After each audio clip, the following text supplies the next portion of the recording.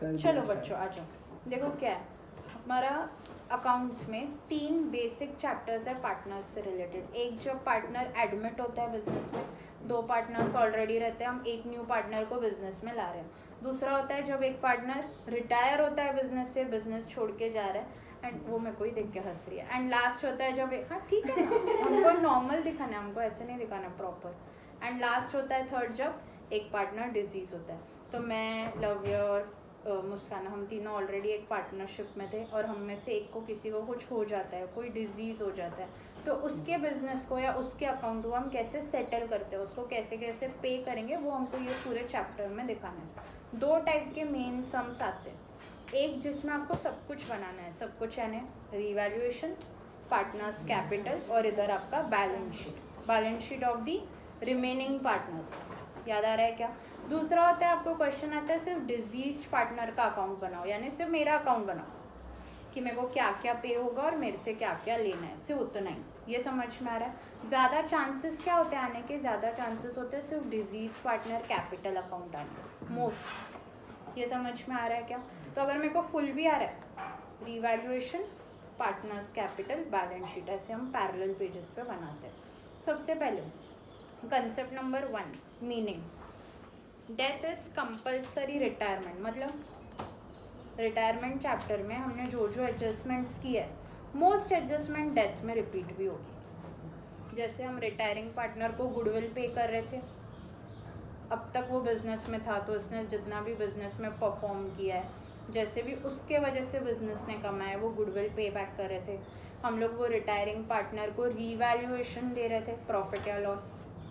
याद आ रहा है क्या? रीवैल्यूएशन का प्रॉफिट या लॉस पे करे थे। वैसे ही कुछ कंसेप्ट डिजीज में 1-2 एक्स्ट्रा है, बाकी पूरा सेम।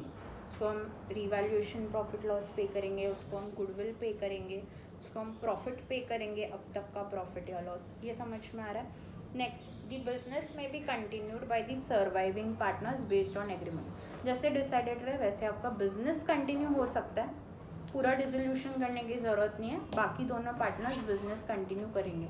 अगर पूरा बिजनेस ही बंद होता है तो बैलेंस शीट नहीं बनती है। याद आ रहा है? डिसोल्यूशन में हमने कभी बैलेंस शीट नहीं बनाई है। बैलेंस शीट कब बनती है? जब बिजनेस आगे कंटिन्यू होगा, पार्टनर्स सर्वाइव करने वाले वो बिजनेस कंटिन्यू कर रहे हैं। ये समझ में आ रहा है? नेक्स्ट देखो क्या है, इस सम में मोस्टली 3 रेशियोज काम आते हैं। एक होता है न्यू रेशियो, एक होता है ओल्ड रेशियो और लास्ट वाला होता है गेन रेशियो। 3 पार्टनर्स पार्टनरशिप में थे, ए, बी और सी। तो इन तीनों के बीच में किसी एक को कुछ होने से पहले जो रेशियो शेयरिंग होता है उसको हम बोलते हैं प्रॉफिट शेयरिंग रेशियो ओल्ड या ओल्ड PSR। याद आ रहा है क्या? पार्टनर्स के बीच में before existing of before disease of a partner जो रेशियो शेयर होता है उसको हम बोलते हैं ओल्ड PSR। इसके बाद एक पार्टनर को कुछ हो गया, वो बिजनेस में से चला गया, बाकी 2 पार्टनर्स जो रेशियो शेयर करते हैं इसको हम बोलते हैं न्यू रेशियो। तो जनरली अगर मुझे कुछ हो जाता है और मैं बिजनेस से जा रही हूँ तो मेरे जाने के बाद बाकी दोनों पार्टनर्स ये नहीं करेंगे। कैसे? सपोज फॉर एन एग्जाम्पल, एक पेपर था यहाँ पे, आपका शेयर कम हो जाए। हाँ, मतलब suppose for an example, this is my profit, I am tearing my test paper only, no problem. ये पहला प्रॉफिट था हमारा, ये 3 लोगों में बट रहा था, तो हर एक को 3 टुकड़े आ रहे थे। याद आ रहा है? तो इसको इतना, इसको इतना, इसको इतना। समझ में आ रहा है क्या क्या है? अब पूरा प्रॉफिट कितने पार्ट्स में बटेगा? 2 पार्ट्स में बटेगा। तो पर पर्सन शेयर ऑफ प्रॉफिट क्या हो जाएगा? बढ़ जाएगा। दिख रहा है? तो जनरली एक पार्टनर बिजनेस छोड़ने के बाद सर्वाइविंग पार्टनर जनरली गेन ही करते हैं। ये समझ में आ रहा है क्या? जनरली क्यों बोल रही हूँ?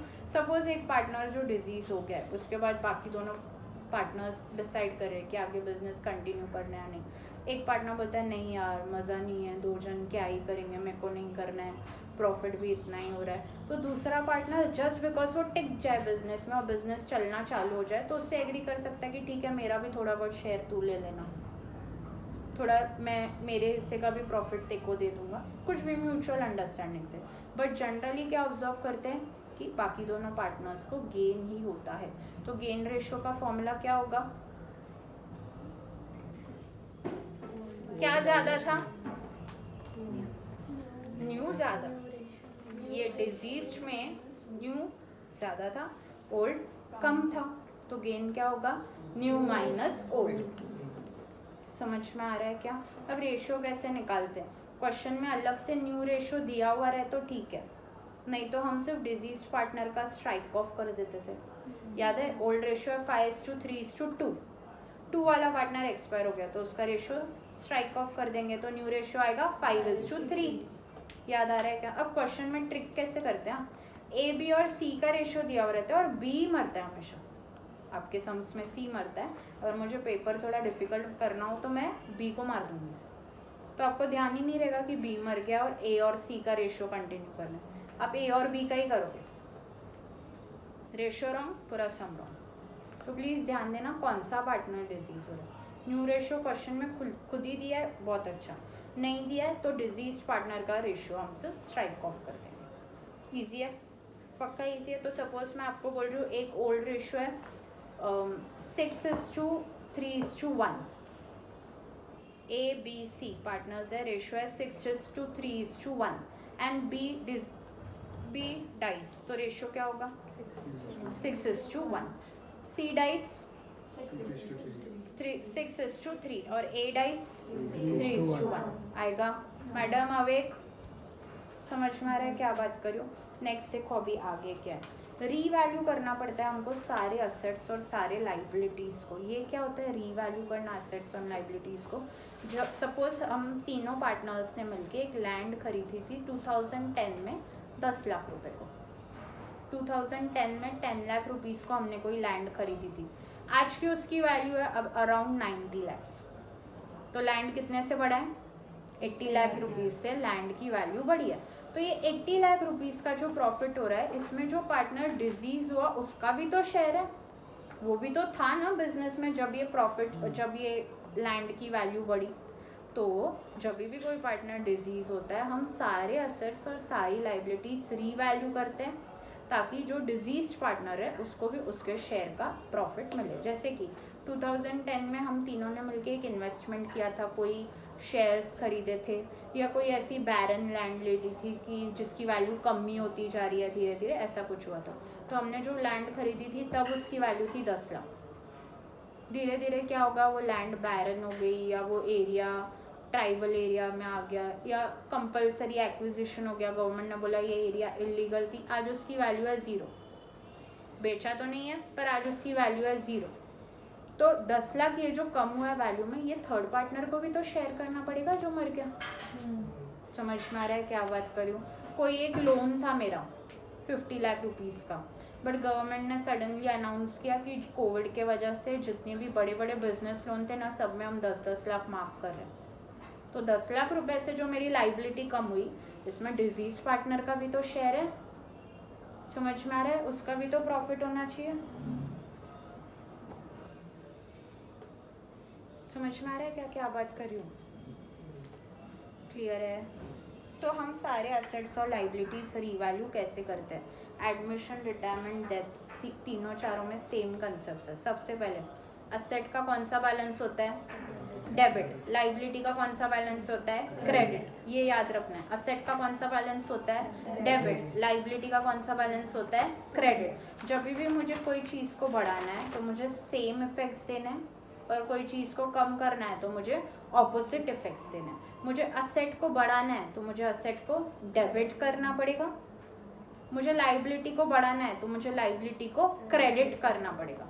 मुझे असेट को कम करना है तो मुझे असेट को क्रेडिट करना पड़ेगा, मुझे लाइबिलिटी को कम करना है तो मुझे लाइबिलिटी को डेबिट करना पड़ेगा। मैडम इधर आ जाओ, नहीं दिख रहा है तो। अनुष्का यहाँ दिख रहा है क्या, पर यहाँ तक क्लियर है।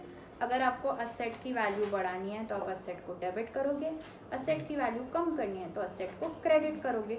लाइबिलिटी की वैल्यू बढ़ानी है, लाइबिलिटी को क्रेडिट करोगे, लाइबिलिटी की वैल्यू कम करनी है, लाइबिलिटी को डेबिट करोगे। ऑपोजिट इफेक्ट्स कहाँ जाएंगे, रीवैल्यूएशन अकाउंट में। जैसे मैंने आपको बोला मशीनरी हमको बढ़ानी है 50,000 से, मशीनरी पहले क्या है मेरा असेट है, असेट का कौन सा बैलेंस होता है, डेबिट बैलेंस होता है। मशीनरी बढ़ानी है यानी असेट बढ़ाना है और डेबिट, तो एंट्री क्या होगी, machinery account debit to revaluation. यहाँ तक समझ में आ रहा है क्या बोल रही हूँ? नेक्स्ट आपको दिया है कि आपको इन्वेस्टमेंट्स की वैल्यू 6000 से कम करनी है, इन्वेस्टमेंट 6000 से कम करना है, तो क्या करेंगे? इन्वेस्टमेंट असेट है, असेट का डेबिट बैलेंस होता है, असेट को कम करना है तो हमको उसको क्रेडिट करना है, तो एंट्री क्या होगी? Revaluation account debit to investment, तो रीवैल्यूएशन के डेबिट साइड आप लिखोगे टू इन्वेस्टमेंट्स। समझ में आ रहा है क्या? नेक्स्ट आपको दिया है बैंक लोन आपको कम करना है 10 लाख रुपीज से। बैंक लोन मेरी क्या है? लाइबिलिटी, लाइबिलिटी को कम करना है तो उसको क्या करना पड़ेगा? डेबिट करना पड़ेगा, तो एंट्री क्या होगी? Bank loan account debit to revaluation, तो रीवैल्यूएशन में हम लिखेंगे बाय बैंक लोन। समझ में आ रहा है क्या बोल रही हूँ? नेक्स्ट आपको बोला हुआ है एक क्रेडिटर्स है 70,000 से, वो अनरिकॉर्डेड रह गए, यानी आपने रिकॉर्ड नहीं किए, यानी मैं बोलूँ लाइबिलिटी बढ़ानी है, अनरिकॉर्डेड हो गए यानी रिकॉर्ड नहीं की, लाइबिलिटी बढ़ानी है, लाइबिलिटी बढ़ानी है। लाइबिलिटी का कौन सा बैलेंस होता है? क्रेडिट, क्रेडिट को बढ़ाना है तो और क्रेडिट, तो एंट्री क्या होगी? Revaluation account debit to creditors. समझ में आ रहा है? बहुत सारे बच्चे ना ऐसे याद रखते हैं, डेबिट साइड में असेट्स बढ़ रहा है, लाइबिलिटी कम हो रही है, क्रेडिट में उल्टा, कुछ भी याद मत रखो, सिर्फ इतना याद रखो असेट का डेबिट बैलेंस होता है, लाइबिलिटी का क्रेडिट बैलेंस होता है। असेट को बढ़ाना है तो डेबिट, कम करना है तो क्रेडिट, लाइबिलिटी को बढ़ाना है तो क्रेडिट, कम करना है तो डेबिट। सेकेंड इफेक्ट कहाँ जाता है? रीवैल्यूएशन अकाउंट में। ईजी है। रीवैल्यूएशन का गेन या लॉस किसके बीच में शेयर होगा? ऑल पार्टनर्स के बीच में। समझ में आ रहा है? एडमिशन में हमने पढ़ा था सिर्फ ओल्ड पार्टनर्स के बीच में, रिटायरमेंट और डेथ में ऑल पार्टनर्स के बीच में रीवैल्यूएशन प्रॉफिट या लॉस शेयर होता है। ईजी है, यहाँ तक समझ में आ रहा है? नेक्स्ट हमको रिटायरिंग पार्टनर को गुडविल देना है। अब गुडविल है ना, कभी कभी क्वेश्चन में आपको सीधा दिया हुआ रहता है retiring partners share of goodwill is 50,000, तो आप कितना गुडविल दोगे? 50,000। कौन देगा? गेनिंग पार्टनर्स देंगे। किसको देंगे? Retiring partner, disease partner. समझ में आ रहा है? कौन देगा? गेनिंग पार्टनर्स देंगे। किसको देंगे? डिजीज पार्टनर को। ये समझ में आ रहा है? तो जो पार्टनर्स का कैपिटल अकाउंट होता है, इसका क्रेडिट बैलेंस होता है, इसको बढ़ाना है तो और क्रेडिट, बढ़ाना है तो और क्रेडिट। तो जो डिजीज पार्टनर है, जो बिजनेस छोड़ के जा रहा है, उसको आप गुडविल दे रहे हो, यानी उसका कैपिटल अकाउंट आपको बढ़ाना है, तो डिजीज पार्टनर का कैपिटल अकाउंट क्रेडिट होगा, तो बाय डिफॉल्ट डेबिट किसको होगा? बाकी दोनों रिमेनिंग पार्टनर्स या गेनिंग पार्टनर्स को। तो एंट्री क्या होती है? Gaining partners capital account debit to deceased partner या टू सैक्रिफाइसिंग पार्टनर। समझ में आ रहा है? क्वेश्चन में 50,000 डायरेक्ट दिया है गुडविल का, उसका शेयर, तो ठीक है। नहीं दिया है तो क्वेश्चन में दिया है goodwill of the firm is 1 lakh, तो ये किसका गुडविल है? पूरे फर्म का। इसमें से हमको किसका गुडविल निकालना है? डिजीज पार्टनर का शेयर निकालना है। तो सपोज हमारे केस में रेशियो था 6:3:1 और 1 वाला पार्टनर डिजीज हो रहा है, तो 1 लाख इंटू 1/10 करना पड़ेगा। आई have seen people doing illiterate mistakes, goodwill में इंटू नंबर ऑफ मंथ्स का कैलकुलेशन करते हैं। गुडविल में मंथ्स का क्या यूज आया? वो प्रॉफिट में यूज आता है। प्लीज हेडलाइन लिख के जाओ, गुडविल कभी भी मंथ्स में नहीं होता है। स्ट्रिक्टली गुडविल में कभी भी मंथ्स की कैलकुलेशन नहीं करनी है।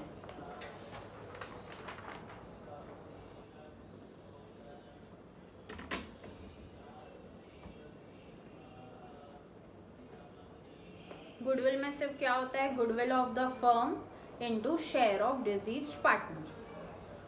मैंने एक और बार टेस्ट में किसी की ये मिस्टेक देखी ना, होपलेसली इलिटरेट हो फिर आप लोग, ठीक है ना?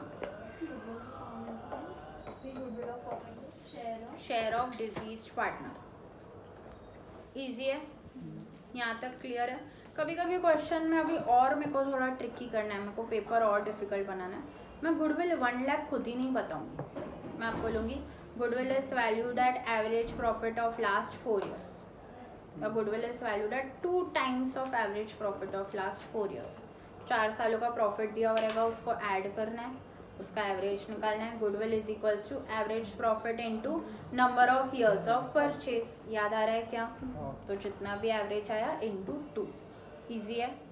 क्वेश्चन में ना अगर लॉस दिया हुआ है तो वो क्या करना है? हमको माइनस करना है। प्लीज़ ध्यान देना, कोई भी गुडविल के क्वेश्चन में एवरेज प्रॉफिट में एक आधा ईयर का लॉस रहेगा तो वो हमेशा माइनस होता है। मेरे को पेपर को और ट्रिकी बनाना है, मैं आपको 5 साल का प्रॉफिट दूंगी बट गुडविल की लाइन में लिखूंगी goodwill is to be valued at 2 years purchase of last 4 years profit. 5 सालों का प्रॉफिट नहीं लेना है, लास्ट 4 years का लेना है। तो अब मेरा ईयर है 2023, तो 22, 21, 20 और 19 का लेना है। 2018 का प्रॉफिट आपको इग्नोर करना है। फर्स्ट 4 years प्रॉफिट बोला तो 18, 19, 20, 21 याद आएगा, ये पक्का याद आएगा। गुडविल में एक और मेथड होता है super profit method, but I have never seen death में वो सुपर प्रॉफिट मेथड आने का। एवरेज प्रॉफिट ही आता है। तो अगर मेरे को सिर्फ आपको बोलना है कि डिजीज पार्टनर का कैपिटल अकाउंट बनाओ, तो मैं आपसे क्या मांग रही हूँ, एक अकाउंट। तो ऑब्वियसली एडजस्टमेंट्स में ट्रिकी करूँगी, तो एडजस्टमेंट में गुडविल की एडजस्टमेंट आने की बहुत चांसेस है। तो चाहिए तो लिख के रखो, गुडविल का स्टेप 1 होता है calculation of average profit. Average profit का क्या फॉर्मूला है, total profit divided by number of years.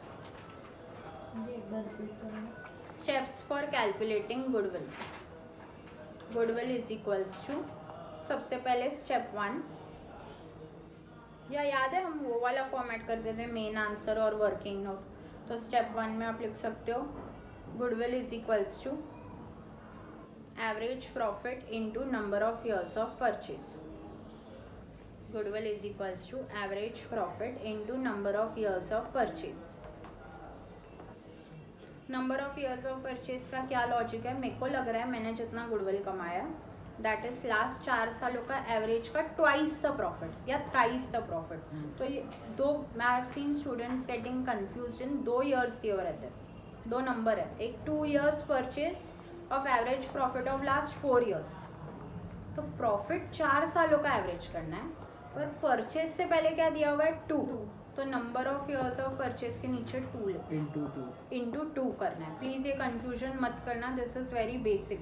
Next step 1 number 2 calculation of, इधर है ना 2-3 लाइन छोड़ देते हैं हम, पहले नीचे से एवरेज प्रॉफिट निकालते हैं, फिर उसको ऊपर लाके सब्सटीट्यूट करके गुडविल का आंसर निकालते हैं। तो step number 2 average profit is equals to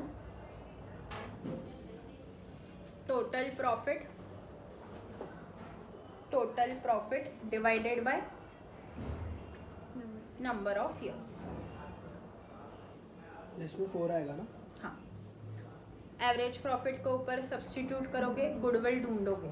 फिर इसके बाद step 3 deceased partners share in goodwill is equals to, deceased partners share in goodwill is equals to, इतने बच्चे होपलेस है जो ऊपर गुडविल आया ना यही लिख देते हैं डिजीज पार्टनर में, अरे ये तो पूरे फर्म का गुडविल है, इसमें से उसका शेयर तो निकालो। तो उसका शेयर कैसे निकालोगे आप, deceased partner share in goodwill is equals to goodwill of the firm into his share, into his share. Easy है, पक्का इजी है।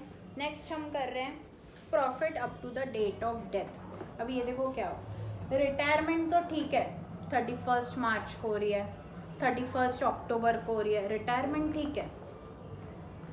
30 सितंबर, 1 अक्टूबर, 31 मार्च को रिटायरमेंट हो रही है। डेथ तो डेट देख के नहीं होगी, डेथ तो कभी भी हो सकती है। डेथ को ऐसे नहीं, रुकना यार 1 अप्रैल तक रुकना, फिर ही मर, हमको कैलकुलेशंस में बहुत प्रॉब्लम होती है, ऐसे तो नहीं बोल सकते हम। जिस दिन भी डेथ हुई, तो जिस दिन पार्टनर बिजनेस ज्वाइन करता है 1 अप्रैल जब हमारा ईयर स्टार्ट होता है, लेके up to his date of death तब तक का जो भी प्रॉफिट या लॉस है उसमें भी तो उसका शेयर है। तो सपोज कोई पार्टनर एक्सपायर हो जाता है, फिर भी आपके टेक्स्ट बुक में डेट्स कैसे दी हुई रहेगी, अगर डेट दी हुई है 30 जून, तो यानी वो बिजनेस में कितने मंथ्स था, अप्रैल मई जून, 3 महीने था। अगर डेट दी हुई है 30 सितंबर, तो कितने मंथ्स था, 6 मंथ्स था, अप्रैल मई जून जुलाई अगस्त सितंबर।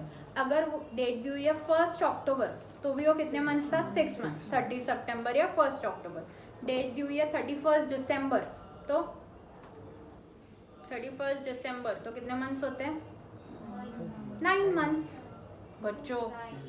अप्रैल मई जून जुलाई अगस्त सितंबर अक्टूबर नवंबर दिसंबर, 9 मंथ्स। डेट दी हुई है 31 जनवरी, 10 मंथ्स। तो कितने मंथ्स का प्रॉफिट देना है? जिस दिन 1 अप्रैल से लेके up to his date of death. Months का यूज सिर्फ प्रॉफिट में आता है, मंथ्स का यूज गुडविल में नहीं आता है। समझ में आ रहा है? तो अब प्रॉफिट के भी 3 क्वेश्चन में दिया है कि अज्यूम करो 3 महीने का प्रॉफिट हुआ है 40,000। क्वेश्चन में ही बोला है सीधा प्रॉफिट हुआ है 40,000। तो हम क्या करेंगे? 40,000 इंटू डिजीज पार्टनर का share into number of months भी करने की जरूरत नहीं है, सीधा 40,000 दिया हुआ है, 3 मंथ्स का प्रॉफिट है। नेक्स्ट आपको क्वेश्चन में दिया है इस पूरे ईयर का प्रॉफिट हुआ है 40,000। तो फिर 40,000 इंटू डिजीज पार्टनर का share into number of months, क्योंकि वो पूरा ईयर तो बिजनेस में था ही नहीं, वो सिर्फ 3 मंथ्स था, तो इंटू 3/12। समझ में आ रहा है? और क्वेश्चन को मैं ट्रिकी बनाऊंगी, मैं बोलूँगी इस ईयर, अभी देखो लॉजिकल है, 1 अप्रैल को मेरा ईयर स्टार्ट हो रहा है, 30 जून को एक्सपायर हो गया है। अब जब मैं 30 जून को रुक के पूरी बैलेंस शीट, ट्रेडिंग, पीएनएल सब बनाऊंगी तो मुझे एक्चुअल प्रॉफिट पता चलेगा। मेरे पास इतना टाइम तो नहीं होता है। प्लस जनरली पूरा फाइनेंशियल स्टेटमेंट्स कब बनता है? 31 मार्च को, जब ईयर ख़त्म होगा तब। तो फिलहाल 3 महीने के लिए ना मैं प्रॉफिट एंटिसिपेट कर सकती हूँ। एंटिसिपेट यानी अंदाज़ा लगा रही हूँ कि लास्ट ईयर अप्रैल से जून के बीच में मेरा प्रॉफिट कितना हुआ था, तो अंदाज़ा इस ईयर भी उतना ही होगा। क्यों? कोई स्लैक सीज़न होता है, कोई फेस्टिव सीज़न होता है, तो आपको पता होता है। जैसे अभी मेरा प्रोफेशन है, मेरे को पता है अभी ये आप लोगों की बैच जैसे ही ख़त्म हो जाती है मार्च में, मार्च से लेके जून तक मेरे को थोड़ी कमाई है, तो ये पीरियड मेरा स्लैक पीरियड होता है। तो वैसे ही बिजनेस को भी पता होता है कि अप्रैल से जून तक सपोज समर सीजन है तो सेल्स थोड़ी कम होगी, विंटर में विंटर सेल लगती है तो सेल्स कितनी होगी, फेस्टिव सीजन जो है इंडिया का तब सेल्स कितनी होती है, तो आपको एक अंदाज़ा आ जाता है। तो हम बोल रहे हैं जितना लास्ट ईयर प्रॉफिट हुआ था ना, एस्टिमेटेड इस ईयर भी उतना ही प्रॉफिट हुआ है। समझ में आ रहा है? तो लास्ट ईयर जितना भी प्रॉफिट हुआ है 40,000, तो वो इस ईयर में भी 40,000 होगा into disease partner share into number of months. समझ में आ रहा है क्या? अब और ट्रिकी बनाना है। मैंने बोला लास्ट 5 सालों का एवरेज, तो क्या करेंगे? एवरेज निकालेंगे into disease partner share into number of months. Please see that number of months करना है, भूलना नहीं है। शेयर दोनों में होता है, गुडविल में भी होता है और प्रॉफिट में भी होता है, बट नंबर ऑफ मंथ सिर्फ प्रॉफिट में होता है। याद आएगा? पक्का याद आएगा। अब ये एंट्री क्या होती है सुनो, प्रॉफिट हुआ नहीं है, हम अंदाज़ा कर रहे हैं। तो मैं फिलहाल सिर्फ बोल रही हूँ अंदाज़ा इतना आपको प्रॉफिट मिलेगा। अब डिजीज पार्टनर तो रहा नहीं है, तो हम किसको पे कर रहे हैं? उसके एग्जीक्यूटर को पे कर रहे हैं, उसके नॉमिनी को पे कर रहे हैं, तो मैं उसको जो अंदाज़ा प्रॉफिट उतना होगा।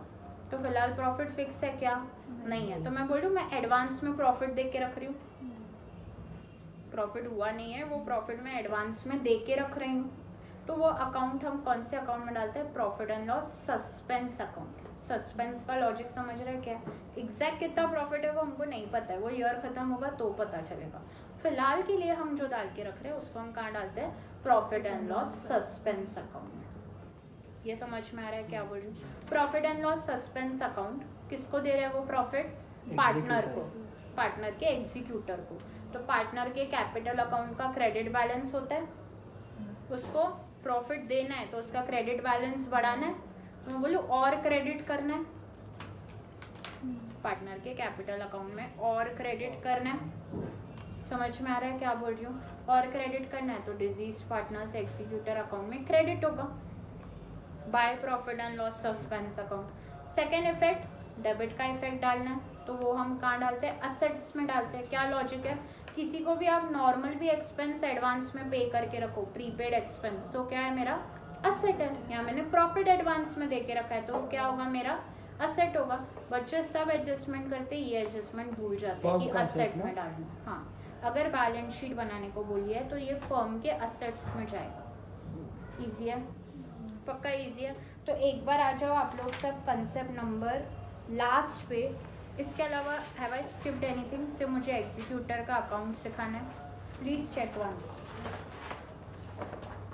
जानी थोड़ा दरवाज़ा बनाओगे क्या?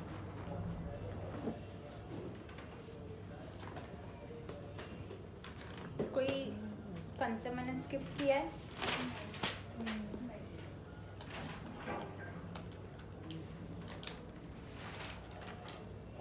लास्ट वाला मैंने अकाउंट बनवाया, रहने दो बस।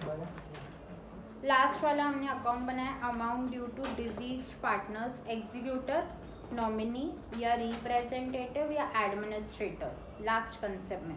तो देखो सबसे पहले उसका बैलेंस डालते हैं हम।